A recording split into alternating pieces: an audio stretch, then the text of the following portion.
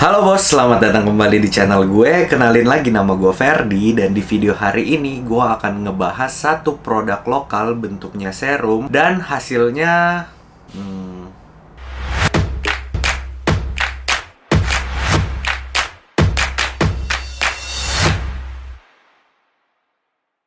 Nah, ini dia produknya sesuai dengan di gambar yang ada di judul.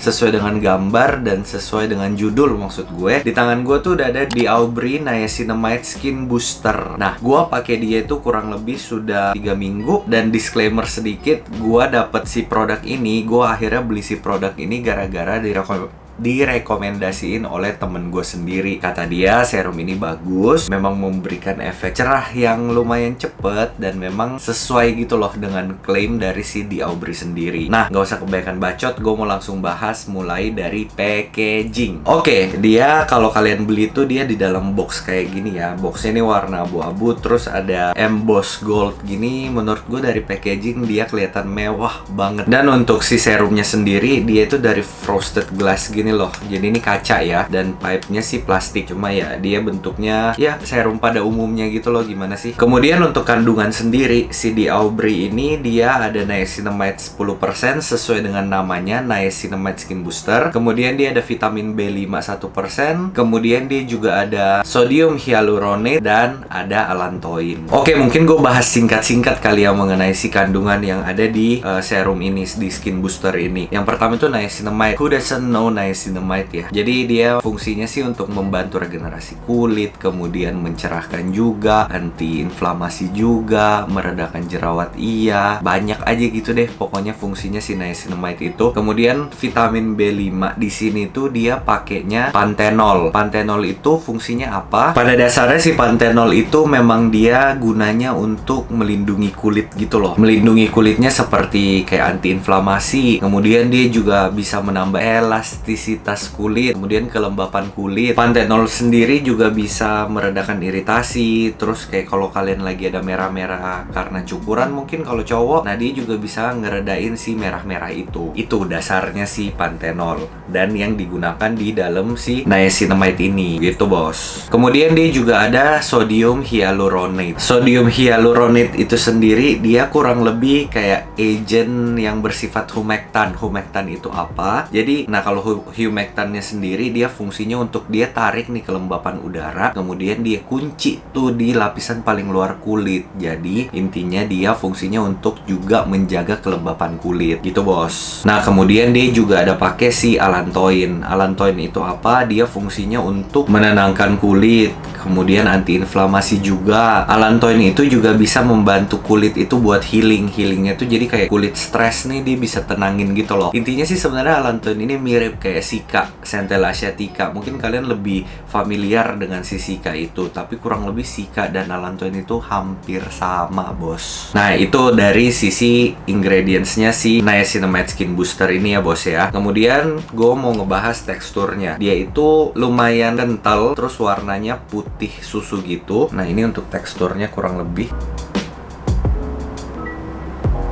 Nah dia lumayan runny juga di tangan, tapi menurut gue dia masih termasuk kental, tapi pas dipakai nggak sekental itu. Paham kan gue ngomong apa? Nah kalau dari segi bau sih dia lumayan ada wanginya gitu loh, tapi gue nggak tahu sih itu wangi apa ya. Cuma gue pribadi ngerasa masih fine banget dengan baunya, ringan banget, tapi somehow juga ngerasa fresh banget dengan baunya. Jadi gue bisa bilang fragrance-nya masih sangat-sangat aman dan nyaman gitu bos. Nah kemudian efek yang gue dapetin setelah gue pakai dia kurang lebih 3 minggu itu sih gue ngerasa kalau dia efek brightening-nya memang ada banget. Jadi dalam 3 minggu tuh gue ngerasa ada perubahan yang nggak signifikan banget, tapi gue ngerasa kalau itu berubah gitu loh. Paham kan ya gue ngomong apa ya? Nah kalau dari segi feel-nya ketika gue pakai sih, dia itu ya kayak serum pada umumnya. Cuma yang gue notice itu ketika gue udah pakai dan si serumnya udah lumayan nyerap nih ke kulit gue, dia itu kayak bener-bener bikin jadi matte banget gitu loh. Jadi ada efek mattifying gitu. Makanya kenapa sempet di Instagram gue ngomong kalau si serum ini kayaknya kurang cocok di layer dengan oil base product. Jadi kalau kalian habis pakai ini, kalian timpa lagi dia dengan serum atau mungkin base oil yang memang dia base-nya adalah oil. Begitu kalian gosok di muka kalian, dia langsung ada efek peel off gitu loh, kayak peeling gitu loh di muka. Makanya kayak dakian gitu loh, ngerti kan? Makanya kenapa gue sempet pernah bilang kalau dia nggak cocok dipakai dengan produk yang punya base oil. Makanya kenapa si serum yang ini tuh gue pakainya mostly siang hari doang. Karena gue memang di siang hari tuh gue nggak pakai produk yang ada oil base-nya, kecuali mungkin oil yang gue campur di toner. Tapi waktu itu begitu gue tahu kalau dia ada efek peel off peeling gitu ketika dicampur sama oil, siangnya tuh gue jadi skip yang namanya oil serum demi gue pakai dia nih, biar gue juga bisa lebih tahu hasilnya kayak gimana kan. Terus selain itu gue juga ngerasa begitu gue pakai dia siang hari, memang sih minyak gue tuh kekontrol, jauh lebih kekontrol banget sih. Mungkin kalau gue habisin dia ini sampai bener-bener habis, bahkan repurchase pakai lagi, efek brightening-nya sih bakal dapat banget sih. Atau mungkin gue kombinasi dengan si serumnya yang satu, yang kalau nggak salah alpha arbutin. Cuma gue belum dulu,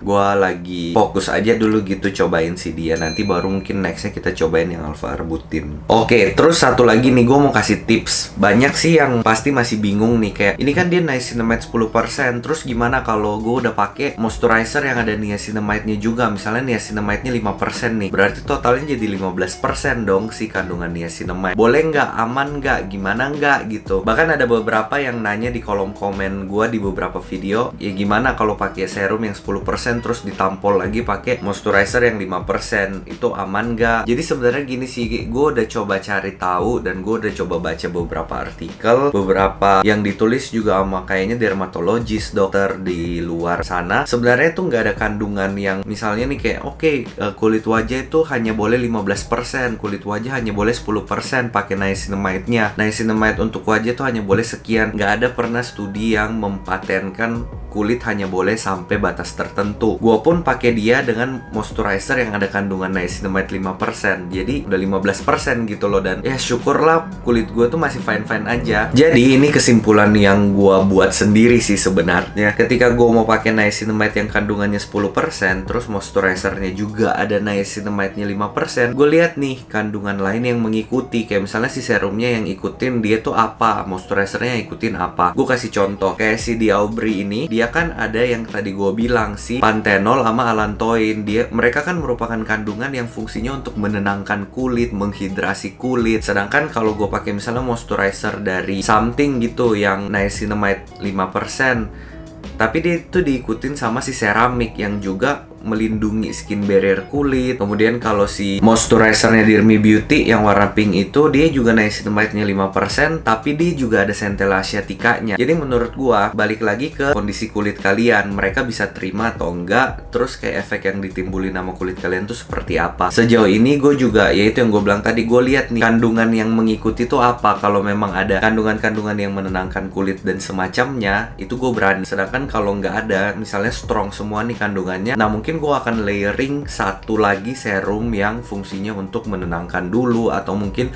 lebih memprepare si kandungan-kandungan yang kuat-kuat itu loh. Gitu ya bos. Jadi semua balik lagi ke jenis dan kondisi kulit kalian.